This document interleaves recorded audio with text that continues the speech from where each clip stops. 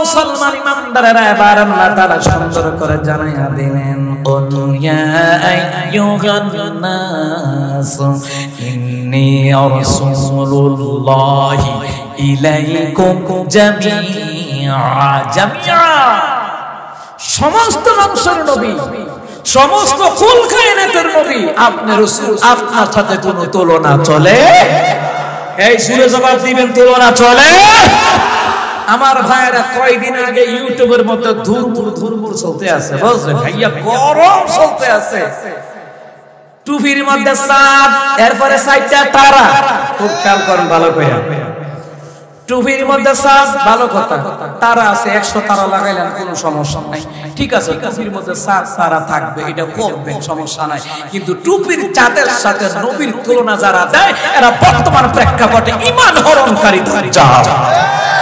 দাজ্জালুনা কাজ্জাবুন, দাজ্জাল বের হবে, মিথ্যা কথা বের হবে। তোরে কে শিখাইছে বেটা টুপি দিয়ে জান্নাত? এই টুপির মধ্যে জান্নাতের রাখা তোরে কে শিখাইছে? বেয়াদবি। ওরা তো গোস্তাগার আছে, রাসূলের সামনে বেয়াদবি করবে, রাসূলের সামনে বেয়াদবি করে। এখন ঘুরে ঘুরে আমার কথাটারে মানছে, কহ মিয়াজি ঠিকই কইছে। বুঝেন না, গাদা পানি খা গোলা কইরা খা, বুঝেন না, ফার জায়গা মতো করছে। অহংক বাইসা ঠিক আছে, যখন কটা জাতা দিছি অহংক না, মিয়াজি কইছে, হ্যাঁ মিয়াজিরে ধন্যবাদ। হাসান আজারি কইতাছে মিয়াজিকে ধন্যবাদ, ধন্যবাদ তো দিবি। তুই সাদার লগে নবীর তুলনা করছ, আর আমি কইছি আমার নবীর তুলনা হলো আল্লাহর পরে আমার নবীর মর্যাদা। আরে সুবহানাল্লাহ কইতে ইচ্ছা করে না? ও মুসলমান, এই কথাটা বলার পরে এই শুনেন, যাচাই বাছাই কইরা কথা শুনবেন। আমার দলের দিক কই হ হ করাম নি, কথা কোন না কেন? অন হেতার দলের হিসাব দেখে হেতে হ হ হ হ কই, গাদা কোথা তার, যেটা সত্য এটা কইবি। নবীর সামনে জিয়াদত হয়, চাঁদের সাথে আমার নবীকে যায় না, চাঁদের সাথে আমার নবীর তুলনা হয় না, কথা বলেন ঠিক কি না? মুসলমান ইমানদারেরা, চাঁদের চেয়ে সুন্দর আমার নবী, তারি রূপে হার মেনেছে, তারি রূপে হার মেনেছে গ্রহ রবি, চাঁদের চেয়ে সুন্দর আমার নবী।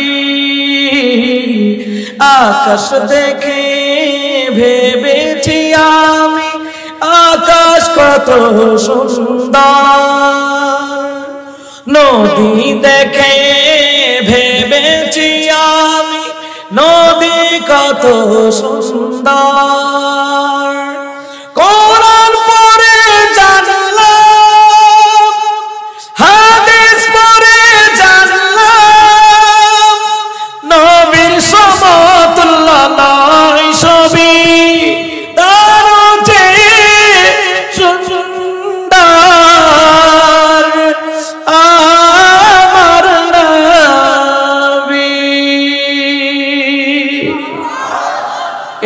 হইতো না, জোরে কোন সুবহানাল্লাহ। ও মুসলমান ইমানদাররা, এই কথা বলার পরে কহ উদাহরণ ঠিক আছে, গজলও ঠিক আছে।